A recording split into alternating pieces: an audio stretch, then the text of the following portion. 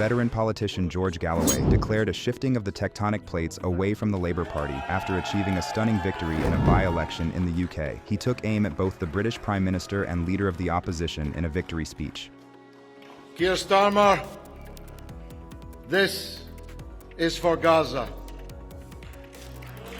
You have paid and you will pay a high price for the role that you have played in enabling, encouraging, and covering for the catastrophe presently going on in occupied Palestine in the Gaza Strip.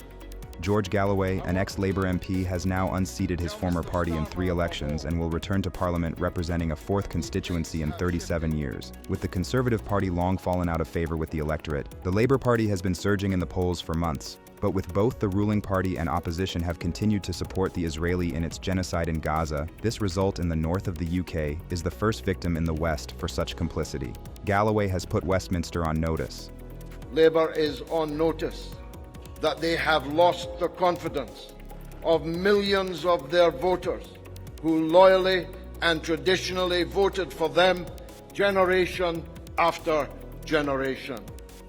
In a hastily arranged meeting of European leaders in Paris, the French president, Emmanuel Macron, said sending NATO troops to Ukraine should not be ruled out. "We must do everything necessary to prevent Russia from winning the war," he declared. Unsurprisingly, this didn't go down well with NATO allies, who all pushed back against the idea. But with NATO countries crossing virtually all the red lines they have given themselves, whether it's tanks, missiles, or jets, this cannot be ruled out. This announcement comes as the Ukraine war passed its 2-year anniversary, with Russia now firmly on top. With support for Ukraine dwindling in the West, a European continent-wide war may be the only way to defeat Russia.